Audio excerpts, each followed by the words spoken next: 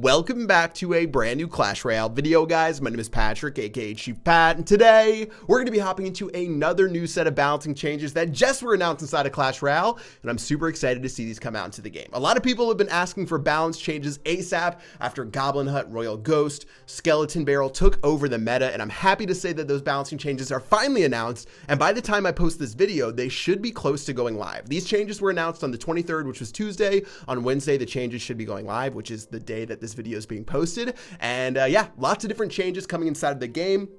I'm going to be talking through each and every one of them. I actually think it's a super interesting set of balancing changes, which is going to affect a lot of different types of decks, as well as many different types of cards, obviously. I'm going to go ahead and throw on some replays while we make that happen, and let's go ahead and put in some work right there. All right, so let's go ahead and get into these balancing changes. As you guys know, Supercell release balancing changes maybe once a month or every 2 months for different cards inside of the game. And the very first card that they touched on inside of the balancing changes, which is pretty obvious, ended up being the Royal Ghost. The Royal Ghost, obviously one of the strongest, most broken cards ever to be released inside of Clash Royale. I think people found ways to counter it, but it really did dictate a lot of what was going on inside of the game, and certain cards you had to have inside of your deck to deal with it. And what they did with the Royal Ghost, they reduced the damage by 6%. They made the invisibility delay, this is a huge nerf right here, go from 0.7 seconds to 1.2 seconds. So it takes an additional half a second for the Royal Ghost to turn invisible, which is super key. And then they made the hit speed go up just a little bit from 1.7 to 1.8. So, you know, it's less than it's like a 5% slow on the attack speed. But yeah,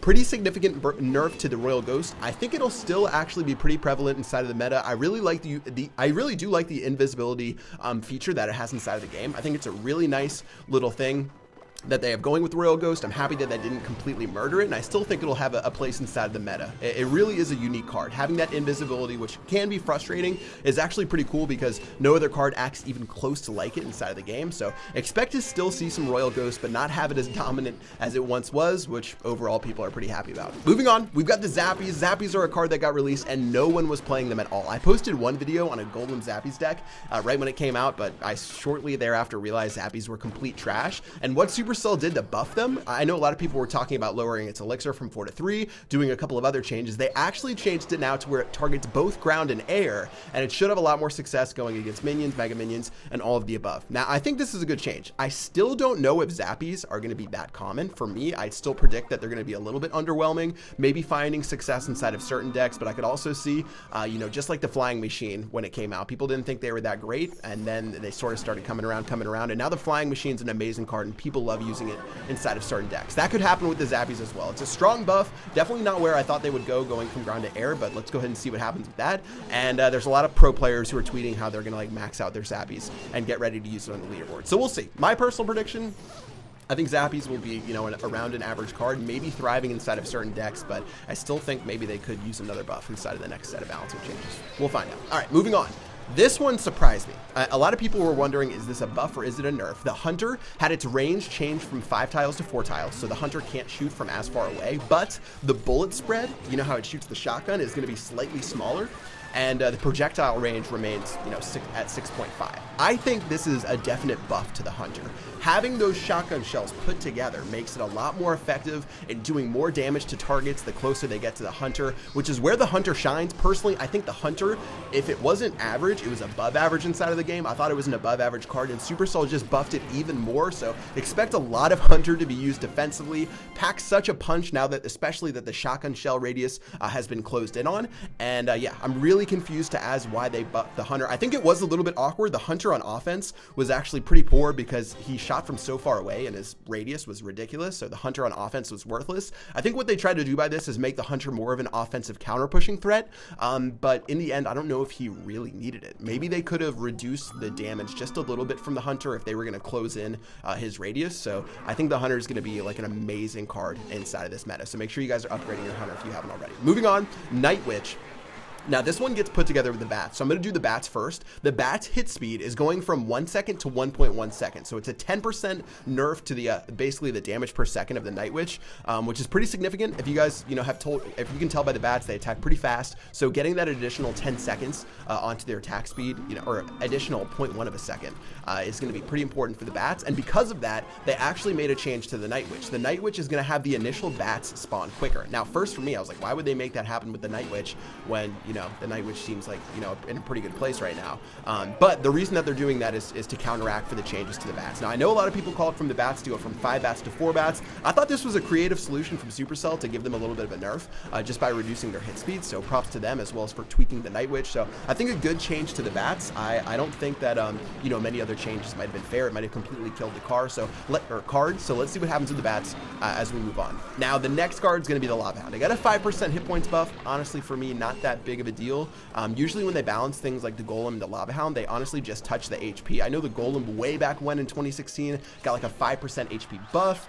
They like messed around with the Golemites and Golem's HP, so I think it was a pretty solid change to the Lava Hound. Personally, I've seen a couple of Lava Hound decks. I don't necessarily think it's a dead card. I think maybe it was a little bit underwhelming, so a 5% HP buff can bring it back into the meta. And honestly, guys, really small changes like this can dictate a lot about what's being played. 5% here and there is pretty significant for turning things from a trash card to an OP card.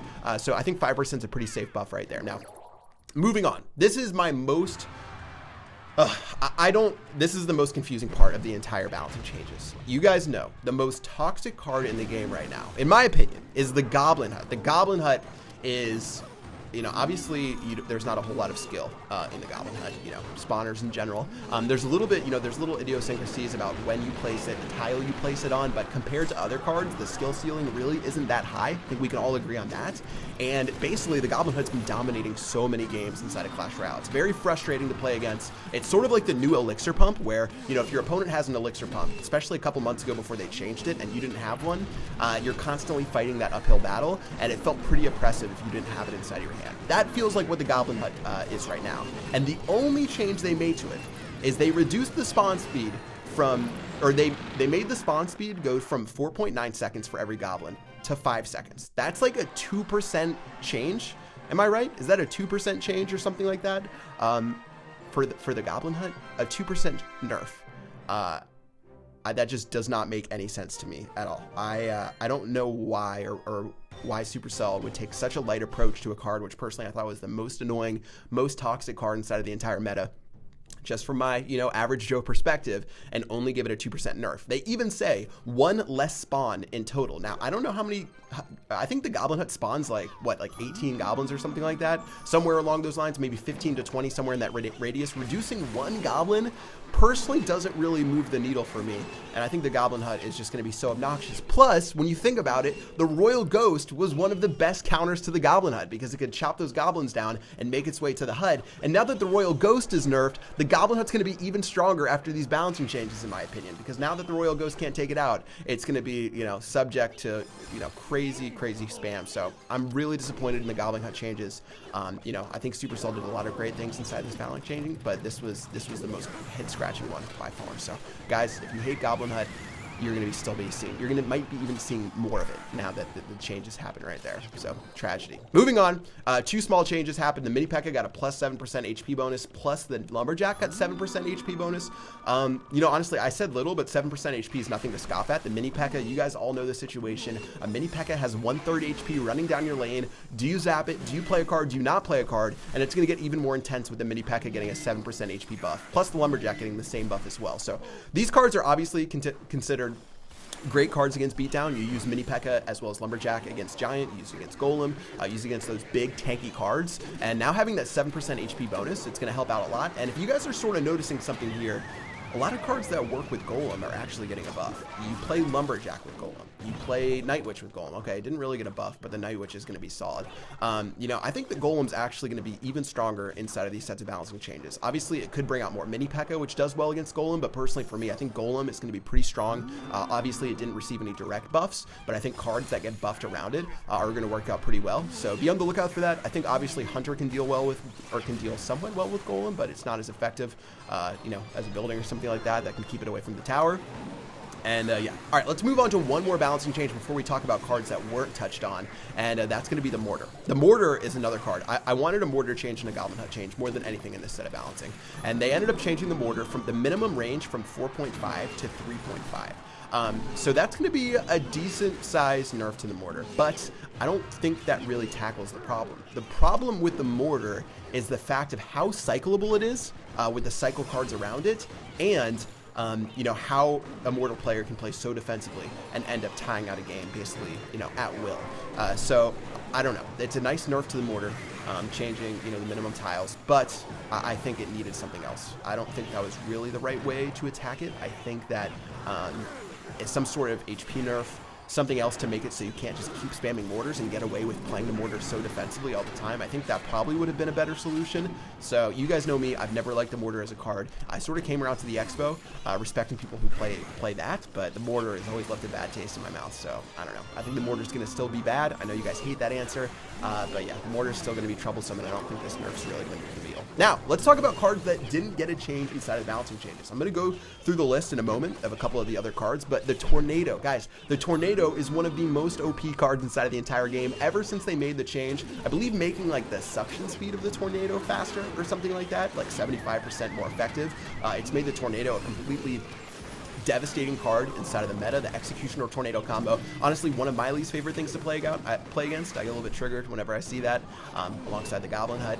So yeah, the Tornado not getting some sort of change. I think it's a little bit tricky, you know, with the Tornado, about how they tune it, because it could go to trash really quickly. And I do think the Tornado does have a high skill cap. Don't get me wrong. There's some really amazing Tornado plays. If you guys saw Electrify versus CMQ in the World Finals, Electrify dragged his Electro Wizard into the center of his map, or CMQ's Electro Wizard into the center of his map, activating his King Tower, therefore completely destroying CMC's deck, which was revolving around the graveyard. Plays like that are amazing. I love seeing high skill cap plays like that because it is an exciting card, but is it a little bit too much? That's a little bit, you know, that's a little bit, I guess, up in the air as far as that goes. But yeah, if you guys have any other cards you guys think need some sort of change inside of Clash Royale, let me know what you think in the comment section below. If you think cards should have been buffed, if you think they should have been nerfed. Personally, for me, I agree with a lot of the cards that Supercell touched on. I just think some of them, like the Goblin Hut and the Mortar, could have been handled in a better way. But overall, the rest of the changes look pretty solid. I'm still, you know, we'll see what happens with the Zappies. I might have to be maxing my out and doing some crazy gemming. But yeah, I'd love to hear what you guys have to say inside of the comment section below. That's going to do it for this video. You guys are probably watching this video when the balancing changes are live. I guess they're coming out, you know, I'm recording this the day before they go live, so hopefully they'll be up by the time this video drops. But yeah, let me know what you guys think in the comment section below, and that is going to do it for this video. Until next time, I will see you guys later. Peace out.